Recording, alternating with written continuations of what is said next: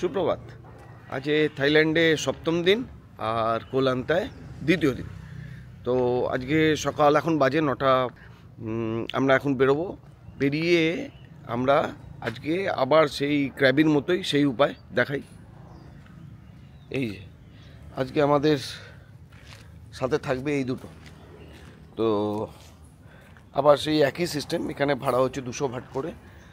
আর এই দুটো বাইক নিয়ে আজকে আমরা কোলান্তার বিভিন্ন বিচে যাওয়ার চেষ্টা করব।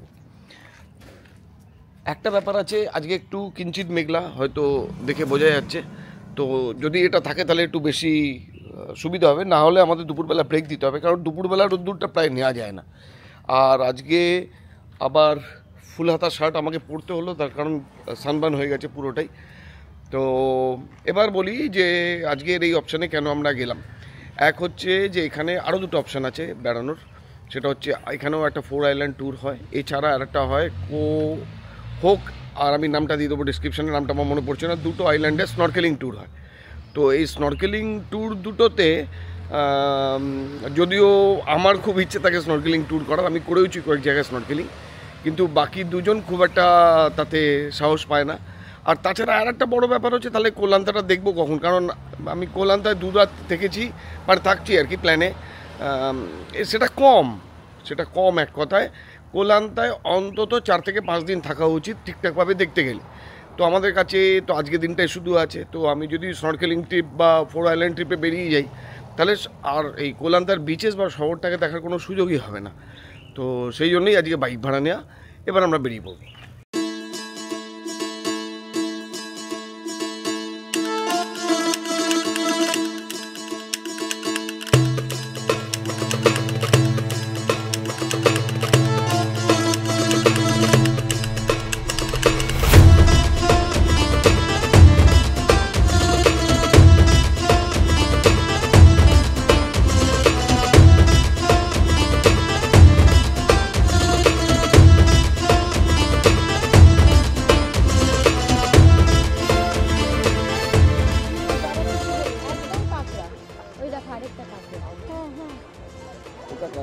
এটা জিনিস তো, এটাও কাঁকড়া বাবা।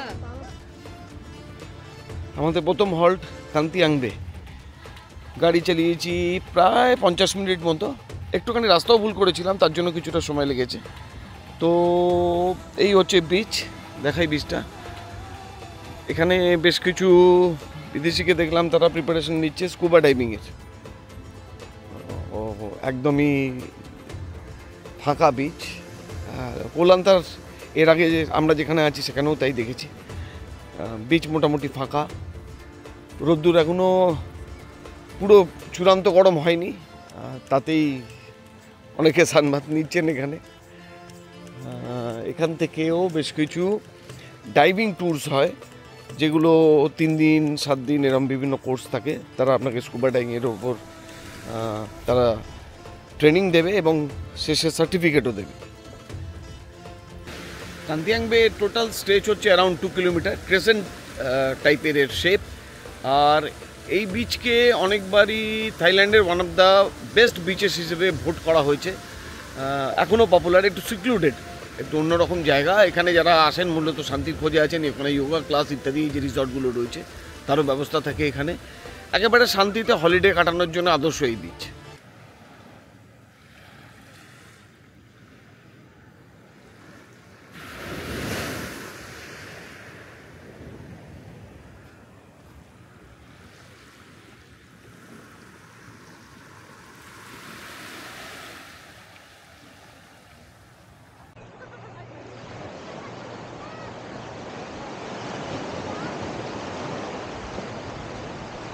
ওই যে দূরে ছোট ছোট কটেজেসগুলো দেখা যাচ্ছে, ওর উপর থেকে ভিউ ভাবুন।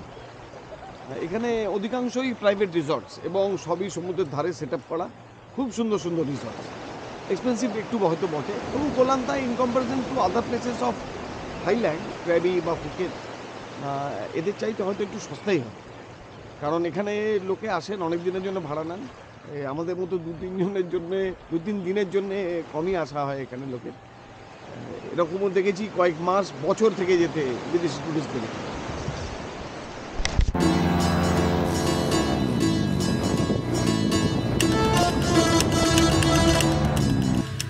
আমাদের দ্বিতীয় স্টপ আউনুই বে, একটু জঙ্গলের মধ্যে দিয়ে যাওয়ার রাস্তা।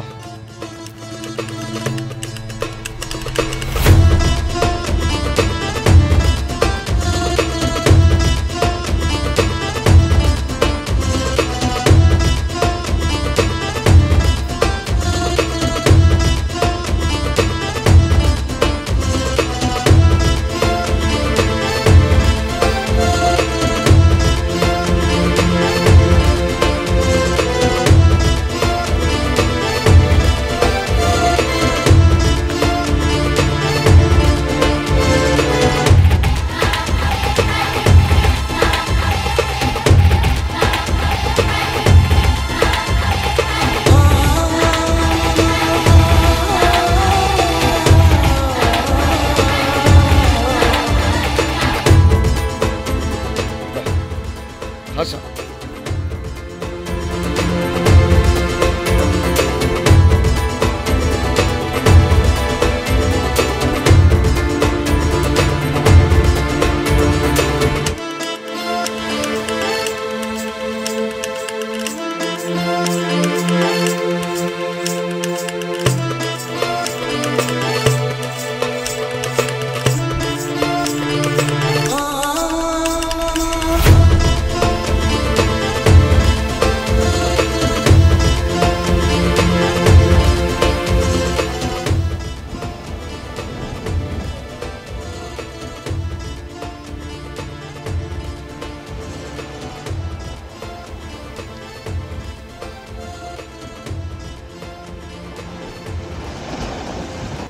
গরম মারাত্মক, একটু ছায়া জিরিয়ে নেওয়া। যতক্ষণ বাইক চালাচ্ছি ততক্ষণ খুব একটা অসুবিধা হচ্ছে না, কিন্তু থামানোর পর যখনই হাঁটছি তখন বেশ ভালো রকমভাবেই মালুম দিচ্ছে।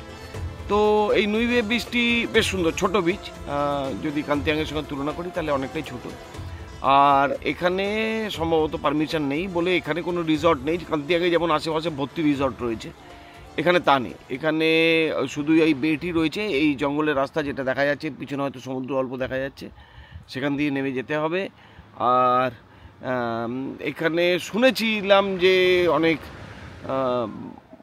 বাঁদরের উপদ্রব আছে, মাঙ্কির উপদ্রব আছে, কিন্তু আমি এখন অবধি পাইনি। অনেকে এই ব্যাপারে সাবধান করেছিল, ইউটিউব ভিডিও বলুন বা ট্রিপ অ্যাডভাইজারে বলুন, সেখানে দেখেছিলাম যে তাদের থেকে সতর্ক থাকতে। আমি এখন অবধি পাইনি, অতএব সেদিক দিয়ে সেফ।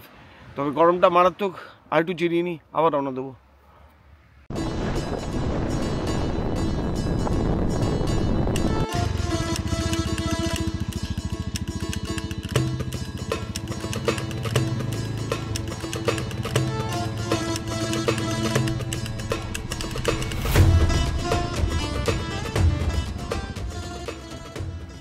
তৃতীয় স্পট আজকের ব্যাম্বু বে, ওরকমই নিরালা বিচ যাকে বলে। এখানেও রিসর্ট বলে কিছু নেই অ্যাজ সাচ। সর্বসাকুল্যে হয়তো গোটা 7-8 লোক রয়েছে এখানে, তারা নিজেদের মতো শেড খুঁজে তার তলায় ছায়া জিরোচ্ছে।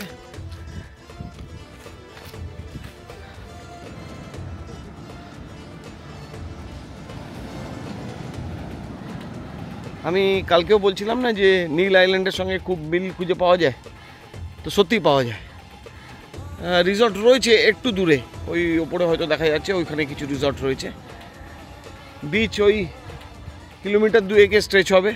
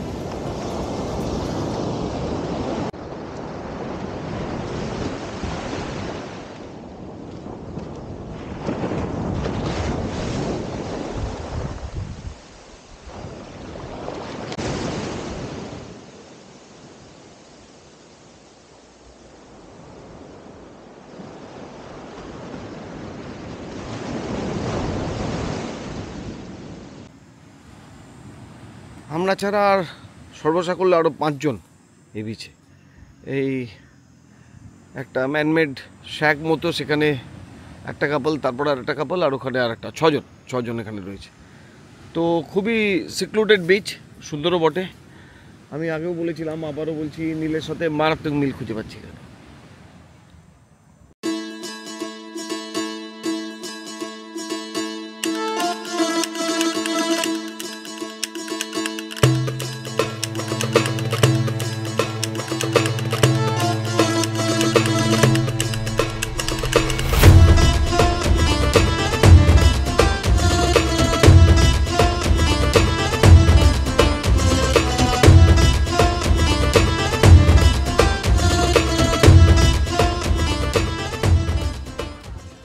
একটু থাই টি আর ম্যাঙ্গো শেক খাওয়ার জন্য জিরিয়ে নেওয়া।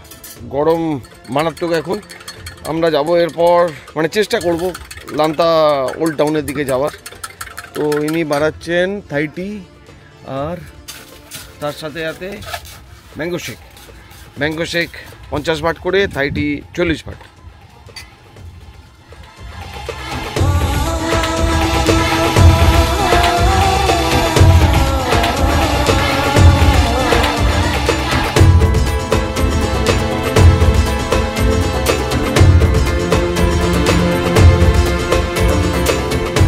বাইক ট্যুরের আজকে 4র্থ স্পট লান্তা ওল্ড টাউন।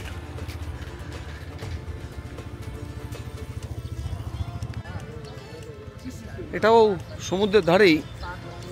এখানেও একটা বড় প্রনের আকৃতি রয়েছে। আর এই যে 3 রকম সমুদ্রের রং তো দেখতেই পাচ্ছি এখান থেকে। আজ আকাশটাও ফাটাফাটি, কিন্তু এটাও কোনো না কোনো পিয়ারই তো মনে হচ্ছে।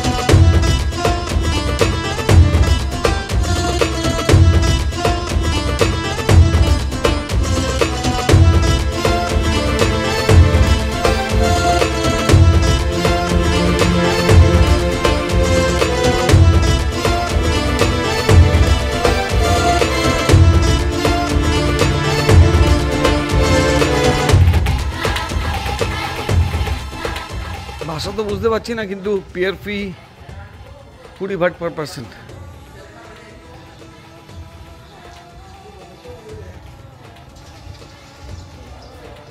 বাহ, এদিকটা দারুন।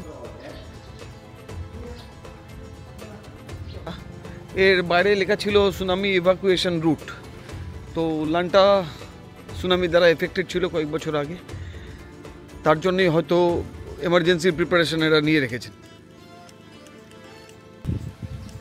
ওয়ার্নিং টাওয়ার, বাকি ভাষা তো আমি বুঝতে পারছি না, এইটুকুনি আন্দাজ করতে পারছি যে এটা সুনামির থেকে ওয়ার্নিং দেওয়ার জন্য এই টাওয়ারের তৈরি। এই সেই টাওয়ার।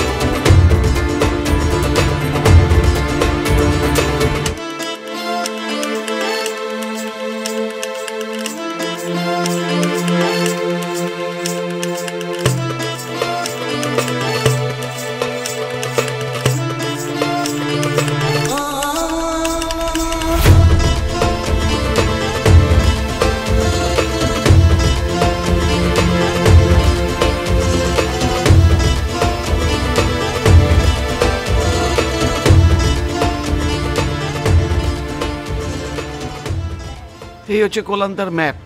আমরা আছি হচ্ছে এরকম এই লান্তা নিউ কোকোনাট লংখং বিচ তার কাছে। সেখান থেকে আমরা চলে গিয়েছিলাম কান্তিয়াং বে হয়ে নিউ বে, তারপর সেখান থেকে ব্যাম্বু বে হয়ে এখন আমরা এইখানটা আছি লান্তা ওল্ড টাউন। এখান থেকে আবার ওই জায়গাটা ফিরবো, প্রায় 16-17 কিলোমিটার। আজ কোনো অবধি যা ড্রাইভ করেছি সেটা মোর দ্যান 40 কিলোমিটার তো বটেই হবে। হ্যাঁ, প্রথমে প্রায় 20, তারপর ওখান থেকে আরও 40 কিলোমিটার একটু বেশি হবে হয়তো। এছাড়া আর একটা দিক যেটা যাওয়ার ইচ্ছে আছে, যদি টাইম এবং শরীর পারমিট করে, তাহলে হচ্ছে ওই লং বিচের ওই জায়গাটা। আর আমরা নেমেছি হচ্ছে ওই ক্লোংদাও বিচের ওই জায়গাটা, সালাদান টাউন যেটা লেখা ওই একদম ওপরে সালাদান টাউন। ওই জায়গাটায় ওই যে ফেরি টু ক্র্যাবি ফিফি ফুকের ওপরে লেখা ওই জায়গাটা আমরা নেমেছি। এই সিরি লান্তা বিচ, ওই ব্রিজটা ওখান থেকে দেখেছিলাম। ওখান থেকে আমরা চলে আসি হচ্ছে এই জায়গায় লান্তা নিউ কোকোনাট এই এরিয়া ক্লোংখং বিচের একটু ওপর দিকে চলে আসি। তারপরে এই নিচেটা ঘুরে এখন পুরো উল্টো দিকটায় রয়েছি। নিচেরটায় লাইট হাউস, এটা আমি দেখেছি, খুব ডিলাপিটেটেড অবস্থা, যে লাস্ট ভিডিও দেখেছিলাম, তো এই জন্য ওটা আর ট্রাই করছি না। শুধুমাত্র লং বিচটা বাকি থাকলো, যদি সময় কুলোয় তাহলে আবার লং বিচে যাবো না।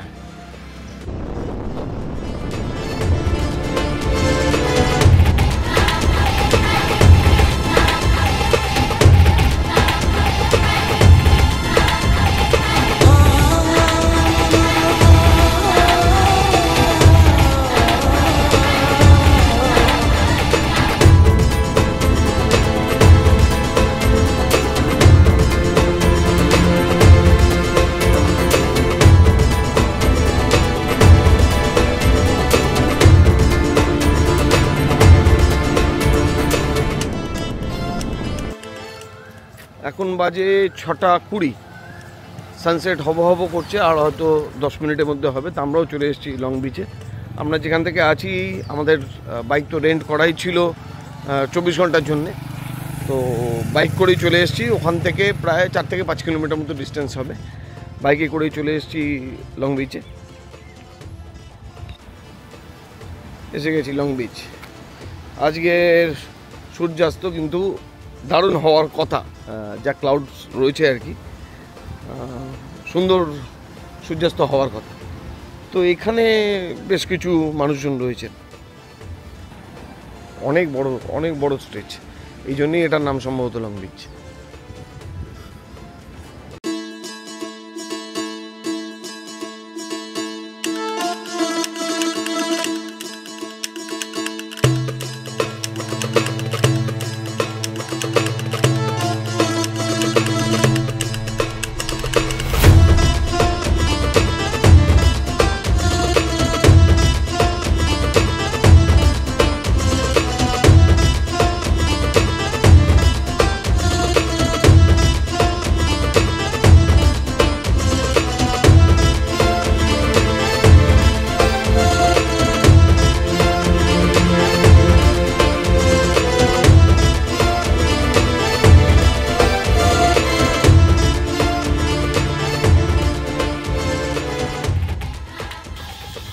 তাহলে লং বিচে সানসেট দেখা হলো।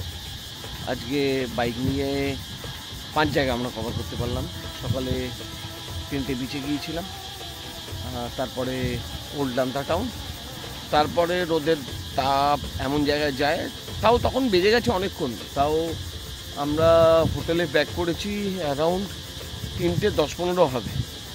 তখন মারাত্মক রোদ্দুর, কিছুটা রোদ্দুর পড়ার জন্য অপেক্ষা করে আমরা আবারই 5:30 নাগাদ বেরিয়ে আবার বাইক নিয়ে এখানে এলাম লং বিচে। তো কোলান্তা ভ্রমণের পর্ব এখানেই শেষ হলো। কালকে সকালবেলা বেরিয়ে যাব, টিকিট বুক করে নিয়েছি, যাব কালকে আমরা ফিফির যে ট্যুরটা হয় এখান থেকে, সেটাকে করে আমরা ফিফিতে নামবো, সেরকমই অ্যারেঞ্জমেন্ট হয়েছে। আপাতত তারা চার্জ করেছে 1100 ভাট প্রতিজন। এছাড়া ওখানে ন্যাশনাল পার্ক, যেহেতু মায়াবে ওর মধ্যে কভার্ড হবে, মায়াবের জন্য ন্যাশনাল পার্কের ফিজ লাগবে আরও 400 ভাট প্রতিজন হিসেবে, তার মানে প্রায় হয়ে গেল 1500 ভাট জনপ্রতি।